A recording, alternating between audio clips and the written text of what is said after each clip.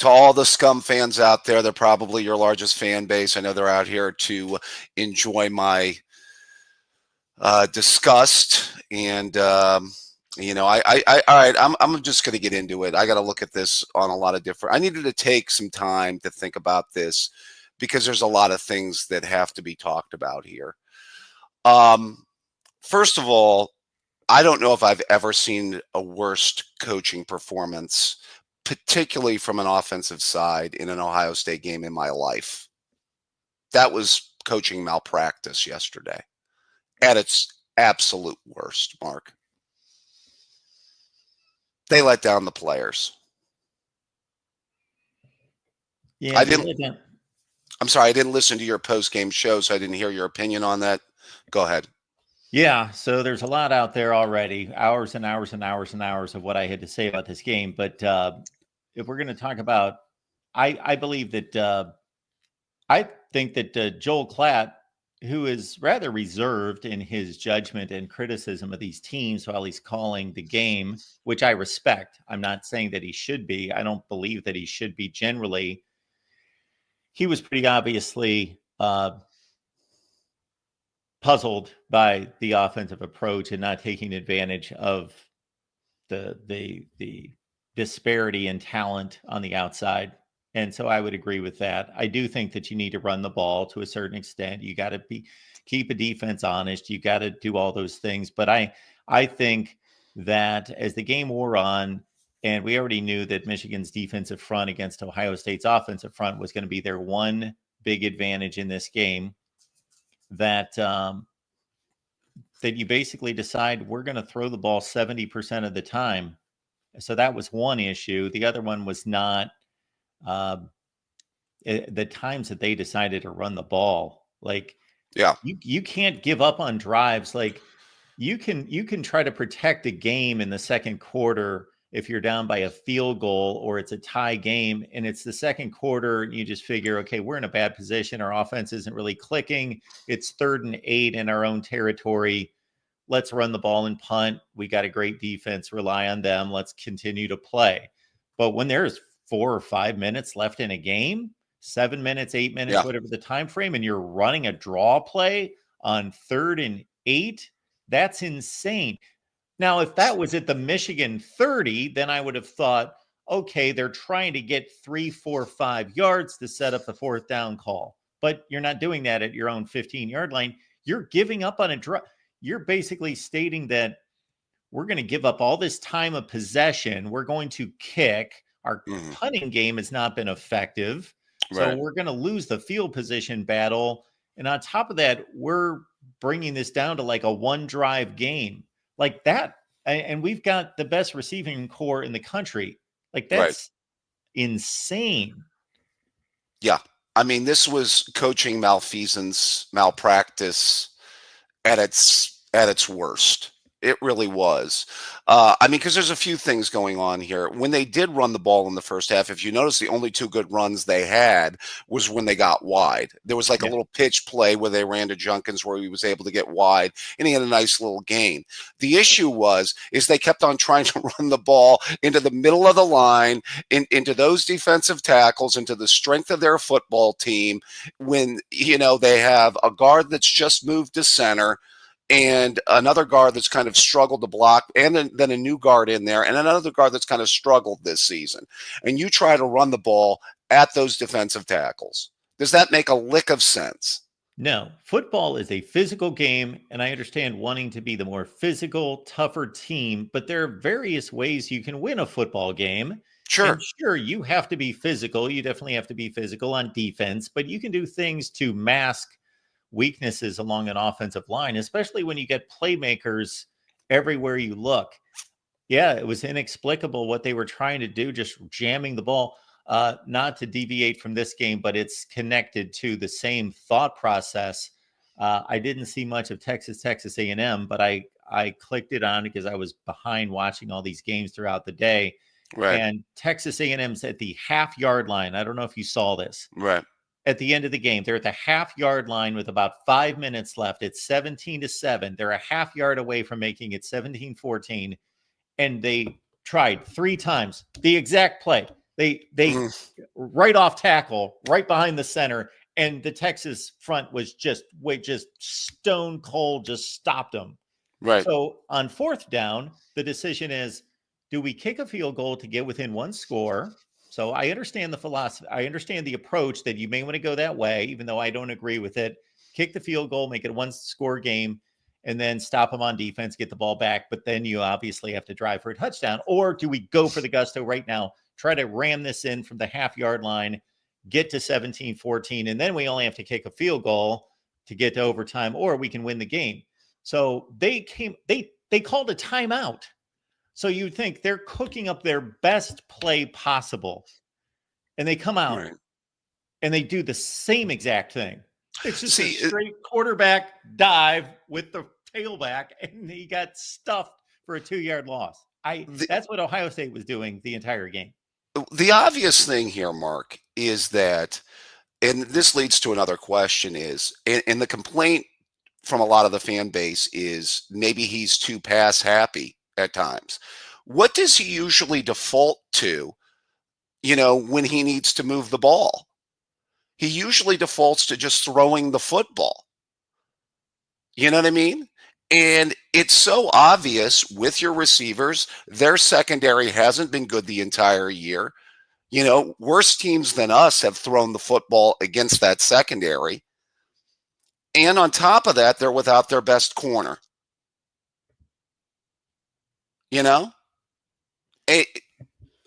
How is this not coaching malpractice? At its worst.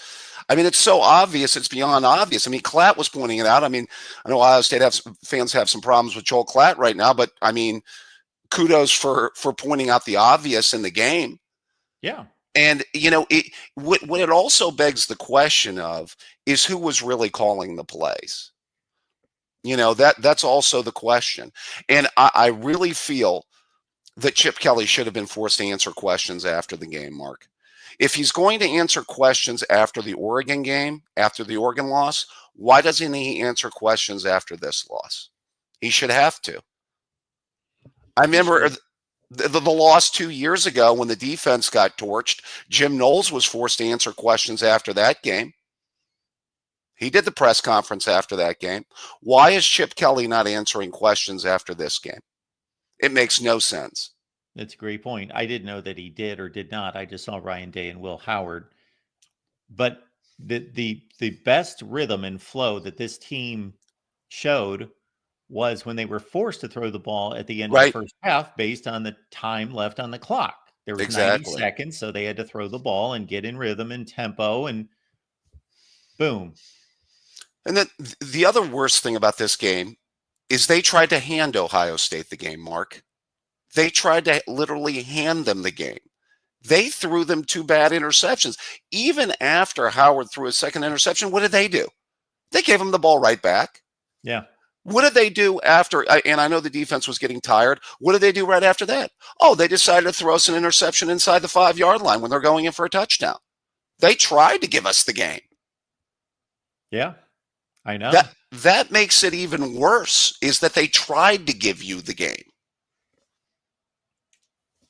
Yeah, there was a play at the 2 or 3 yard line when I thought that the call was very close, and they reviewed the call.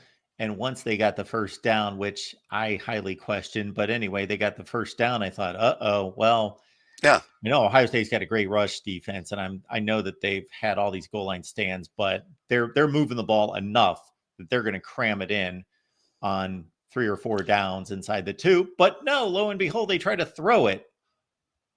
And there were a couple of plays by the defense. Obviously, they missed a tackle on that last run by Mullings that set up the run. But a bottom line, too, that, the defense was then screwed by the coaching with the 2 timeouts coming out. You're coming out of a timeout, and you don't have your defense set up properly, and you have to take another timeout. How is that not coaching malpractice? Yeah, and it also changes the offensive approach and makes it more of a fire drill when you get onto the field with 45 seconds left when you should have had more time. Yet again, coaching malpractice. Yet again. Let's talk larger picture, because we're going to have to. We obviously have to get there.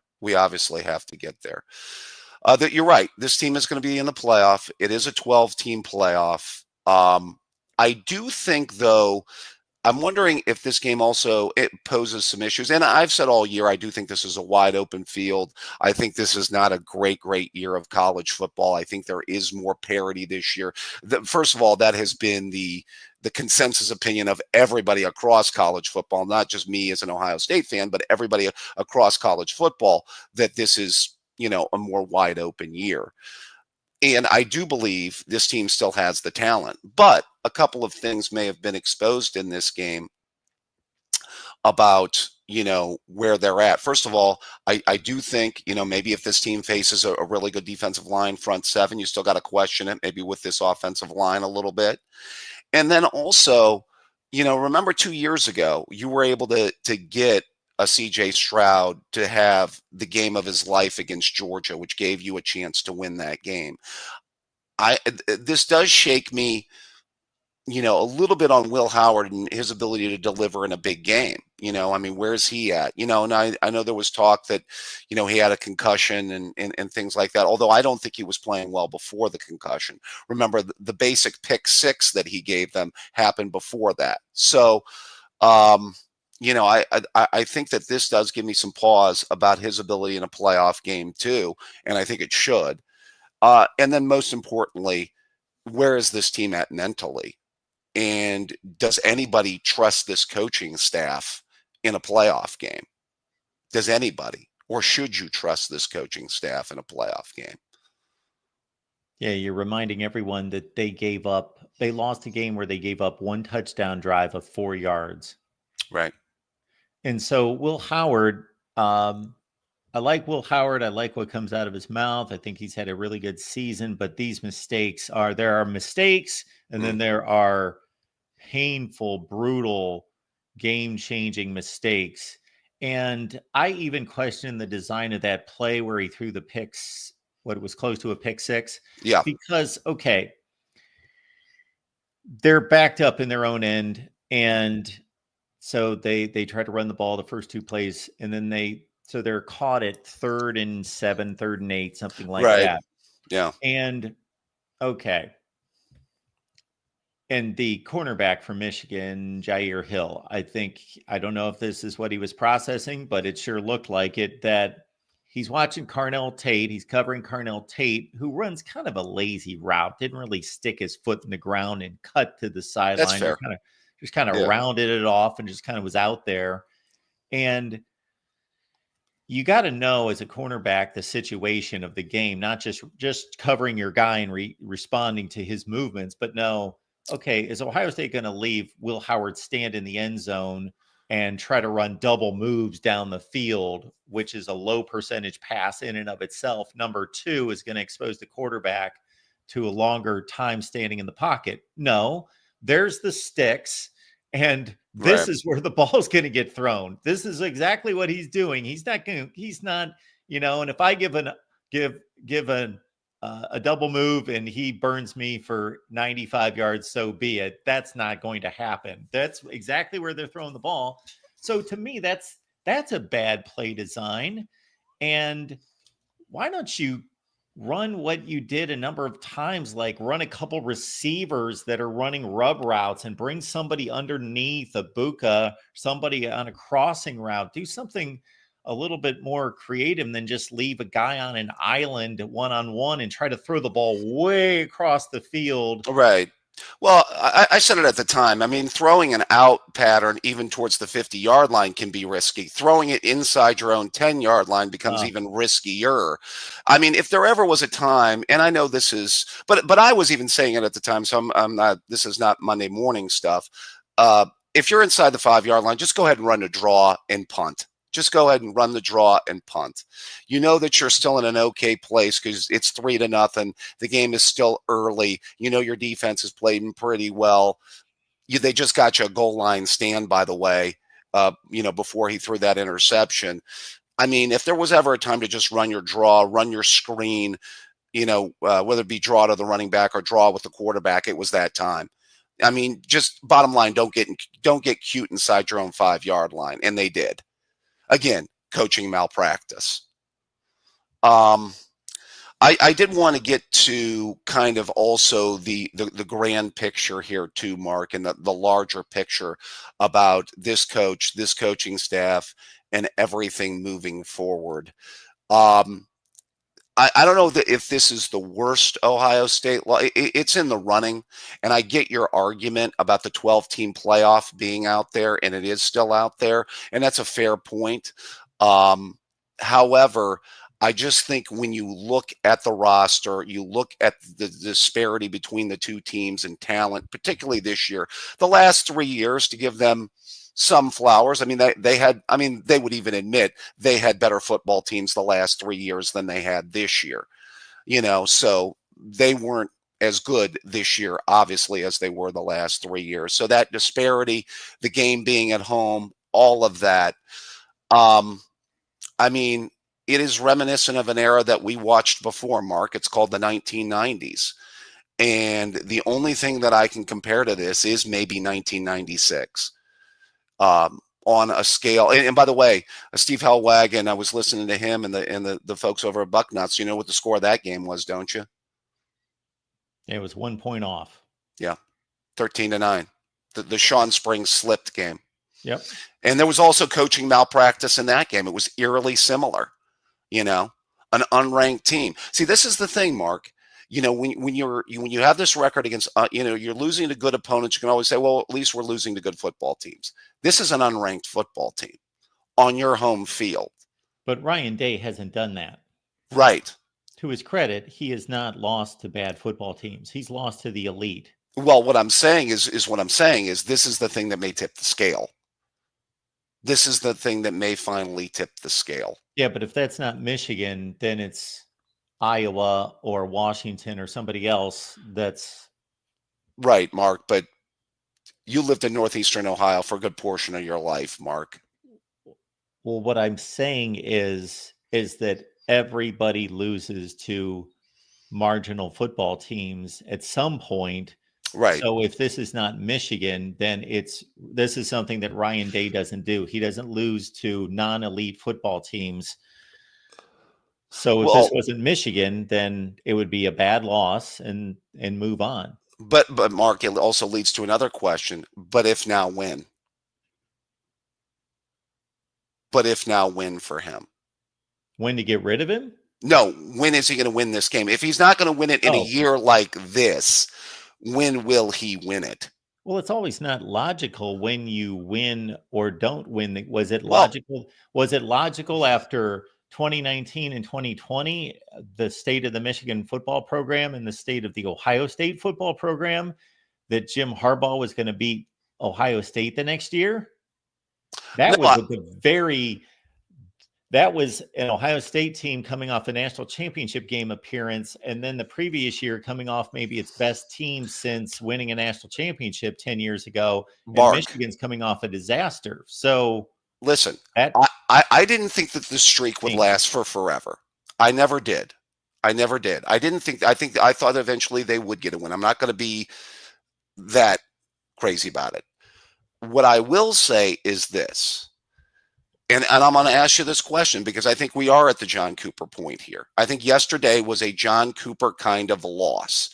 I mean, if this harkens me back to 1996, then what am I saying here, Mark? I guess my question to you is this. Was there also a point too with Cooper? And if I could go Mark Cooper and we go back, if we go back with Mark Rogers and the time warp machine back to the 90s, was there a point with you when you said, as an Ohio State fan, I'm done with this guy? No. Yes. There had to be a season when Mark Rogers was saying out loud to friends and family members, it's time for Ohio State to cut ties with John Cooper.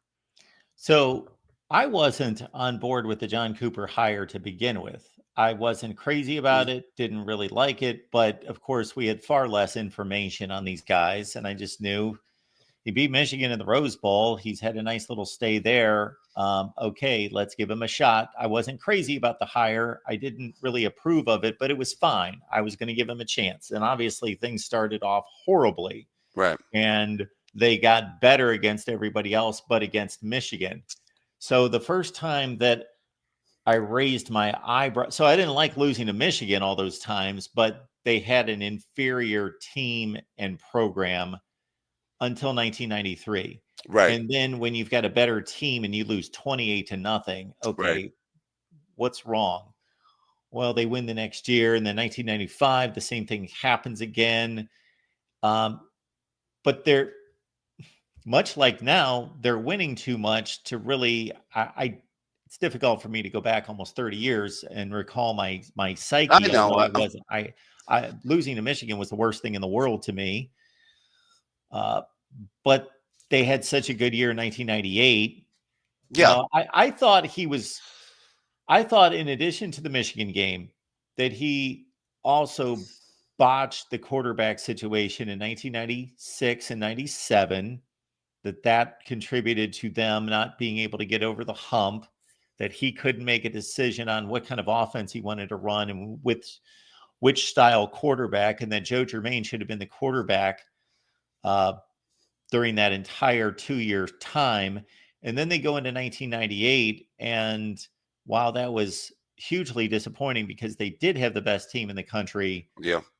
it's hard to fire a coach who goes 11-1 and Right. finishes number 2 in the country. So really into the 1999 season is when I said, okay, this program's starting to stagnate and go the wrong way. And he missed his window of opportunity and he bungled away the superior teams a number of times. So I'm done with him now for sure within that 1999 season. Well, that's why I said his career is in three parts, Mark. It's 88 to 92 when he never wins more than 8 games and never wins Yeah. a bowl game. And then 93 to 98, his best run of football, where he wins 10 or more games 5 times in 6 years, wins a Rose Bowl and a Sugar Bowl, and has 2 number 2 finishes. And then now I agree with you. He was not going to be fired after 98. That's why I say the third part of his career is 99 to 2000, his last 2 years, which did get him fired. Yeah. So the question is how long do you wait here? Because the other thing with this coach that we've hired here is, at least Cooper, you're right. You had a track record. You had hired a guy that already coached at Tulsa. You hired a guy that already coached at Arizona State. You hired a guy right here, and whether it's soft, born on third base, whatever term you want to use, go ahead. The term I'm using is they hired a guy that was inexperienced, that had never been a head coach before, and they asked it to be on the job training. And Ohio State is not a place to do on the job training, Mark. I mean, what did Urban, what did Saban, what did all the coaches do? They came up through the MAC, they cut their teeth there, then they kind of went to mid-level program before they stepped up to the big boys. There's a progression here to this. And that's what they did. They hired an inexperienced coach and they put him in this spot. And they thought because Urban left him the program with where it was at, that everything would just continue to move along at this pace. And I'm just saying, we may have seen a tipping point here.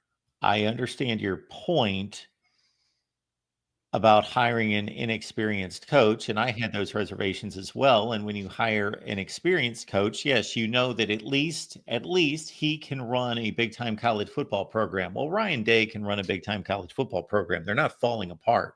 They could be going 7-5 like their rival. They could be going the route of all sorts of different. Hang on just a second. Over the Okay. like a lot of other programs across the country that have they could be Texas. Look at how awful Texas has been for the last 15 years. Texas has just as Wow. much of a proud football history and his highest standards, and they slugged through 5-7, 7-5 back and forth for almost 15 years. Like Ohio State just doesn't put up with their. Like we're not putting up with 7-5 teams, 5-7 teams. We're talking about teams that are that close to winning a national championship.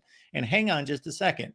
When you talk about the experience factor, you have to take into consideration. It's easy to say that now, and I raised that point as well, that should be a consideration. But Kirby Smart, no experience. Dabo Sweeney, no experience. Lincoln Riley, no experience. David Shaw, no experience. There's all sorts of guys you can raise who are highly successful, that had zero head coaching experience. Well, go over to the USC chat. See how they're feeling about Lincoln Riley today, right now. By the way, Well, not I'm not. talking about Link. No, he's got experience at USC. I'm talking about he got hired in Oh, the same type okay, situation at Oklahoma and went right. 55-10 and went to the playoffs I, about I, every year. I'm just saying he's a coach in peril right now too, probably. But Sure, yeah, but yeah. but Oh, I mean, they okay. hired an experienced coach. No, USC did. I understand that, Mark, but the point being is still the point being. People are worrying about the program going backwards or them losing recruits or anything like that. When has this program ever been devoid of talent, Mark? When has it been devoid of talent? John, I mentioned that Been period forever. starting in 1993 with John Cooper. That's basically a 30-some-year run of a program that's never been devoid of talent. Okay, where Right. they've been pumping out players to the NFL. And I keep watching the NFL every week and seeing Ohio State names across the screen, Mark. It's like a thing. And, there comes a point where I'm not saying the program, and I had this conversation during the Cooper years. I had said that in some ways, I had said, well, Cooper's a great recruiter. I said, well, doesn't Ohio State recruit itself? I mean, isn't it, you still have a very good state to recruit football from. You still have a national brand to where you can go out throughout this country and get recruits that want to come to this university because they see these guys playing in the NFL on Sunday.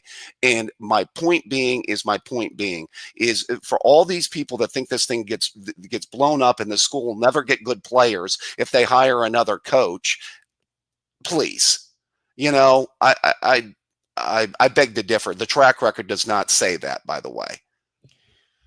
So I said it many times yesterday, both after the game. We went live like 2.5 hours right after the game, and then another 2-3 hours last night. That I have no issue with them firing Ryan Day. First of all, let's not do it before the season ends. Okay.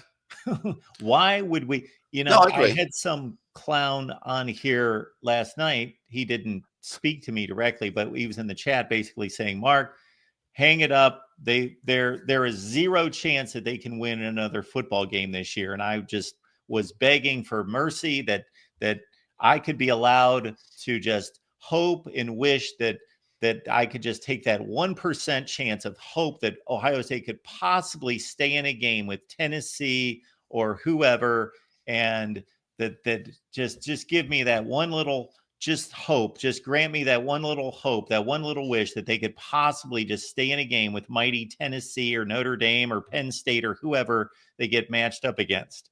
Yeah, I agree.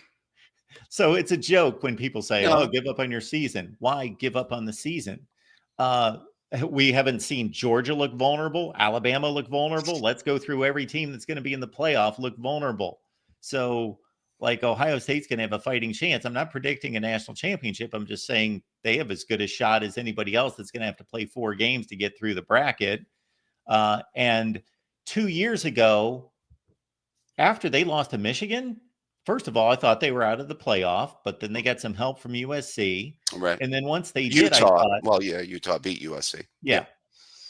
So then my thought was, wow, they're playing the best team in the country, the defending national champions, a team that's just got it all buttoned up. And wow, what is their psyche? What is Ohio State's psyche after getting trampled in the fourth quarter by Michigan, who, of course, got trampled the year before by Georgia? How can they possibly play with this team? This might be ugly. I know from a talent standpoint they can play with them, but where in the world are their heads? How is Ryan Day going to possibly get them off the mat to play this game?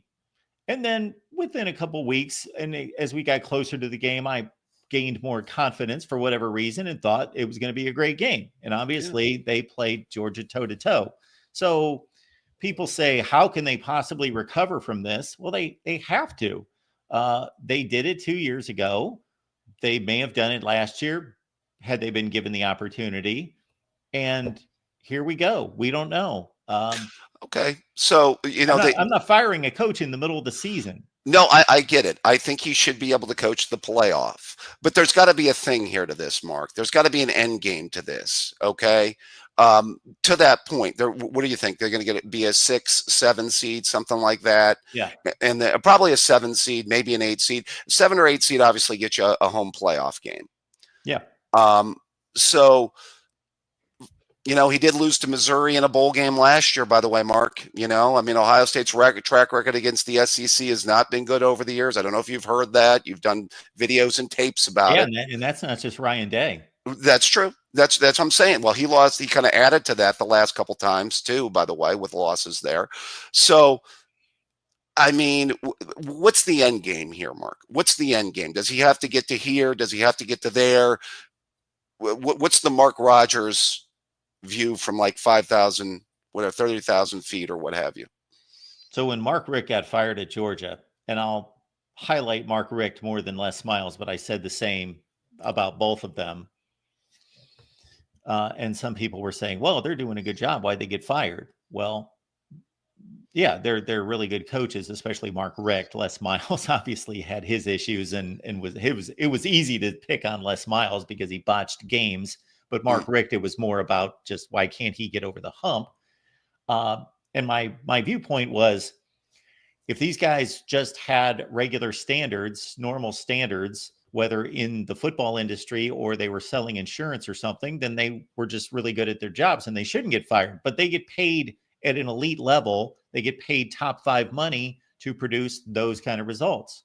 So Ryan Day gets paid, and the expectations are, and he knows them as well as anyone, to win championships. Well, we're working on 6 seasons and he's not winning championships. So I am okay with them firing him if he doesn't win the national championship this year. I will not lose one minute second of sleep if they fire him the day that they lose to whomever in the playoffs. I will say, okay, I understand that decision. I will also not have an issue if they keep him. I would have no issue if they kept him. Well, because they're recruiting top 3 players in classes in the country and doing all the things, and they continue to knock on the door. And Tom Osborne, did he get fired? Did Bobby Bowden get fired for not winning championships? No, they didn't get fired. Did they get fired? Well, I mean, Mark, well, first of all, Tom Osborne was kind of winning some of his rivalry games. He had like a bad bowl record where he had a pretty bad record against Oklahoma. Was he? Well, no, he was not getting fired. He was able to beat Oklahoma every now and then. He wasn't already, I mean, he started in 1973. He didn't win a national championship till 1994. I agree. He was given 21 years to win a national championship. Bobby Bowden, sure, he didn't take over an Ohio State program. Florida State was nothing. So he built the program. But once he got them to what they were, 1978, 79, it took him 15 years to win a national championship. Yeah, but Mark, there's a point here to where you're saying that maybe this guy has taken you as far as he can take you, and maybe he cannot win the most important game. I'm just pointing out the same could have been said about Tom Osborne. Let's not don't make a mistake about it. If we jettisoned ourselves back to 1985 for Tom Osborne or 1990 for Bobby Bowden, we could say that dude's not getting it done. He has elevated this program. He's doing a great job 90% of the time, but he's not winning the big games. Get rid of him. Well, first of all, Bobby Bowden took a program that was on a scrap heap from nowhere, Mark. Yeah, okay. But Ryan Day elevated them. That was 1978 when he finished in the top 5. So from 1978 to 93, he didn't win the big game. He didn't win the national championship. But you clearly stated when Ryan Day took over this program, this was a top three program in the country. Yes. Period. From Urban Meyer. Yes. A top 3 program in the country. Yes. It was only Alabama and Clemson that were at a higher level at that particular period of time. Yes. And there was still maybe some debate. They could have at least been 2. Yes. Mark, he's been gifted. You know what I mean? The question is, are you on the ascent or are you on the descent? That's going to become the question. And I think we're getting to a tipping point on that, my friend. I think we are getting to a tipping point on that. Again, I'm just bringing up Tom Osborne and Bobby Bowden and saying that you could have said the same thing about them for year after year after year after year after year, and neither one got fired, and it worked out well. I'll also say that you also have to live with who else you hire and what they're going to be able to deliver. I Just know that it's not automatic that this team goes 11-1 every year. And they've gone 11-1. Basically, that's the average record for this team for 20 plus years. right. 11-1. So that's like, I think Ohio State fans start with that as a floor and think this is just given to us. Like, we're entitled to go 11-1. No. And then the coach has to deliver more than that. This program could be 8-4-7-5. They could become Texas for 15 years. It can happen. Mark, listen. This program has been about this sport is about talent acquisition. And I just illustrated since 1993, Ohio State has not had a hard time with acquiring talent. And even John Cooper, in his moronic ways, found a way to win 10 or more games 5 times in 6 years and have 2 number 2 national finishes in 96 and 98 and still probably put Ohio State, like in Ohio State, I mentioned Urban had them at a top 3 level. By like the late 90s, you could say that Cooper may have had Ohio State at close to that level. Where would you say Ohio State was at in 1998 as a program? Probably top 3 or 4 level. Yeah, Nebraska and Florida State were still slightly higher. Right. They were right there. Sure. So there you go. There you go. It's not.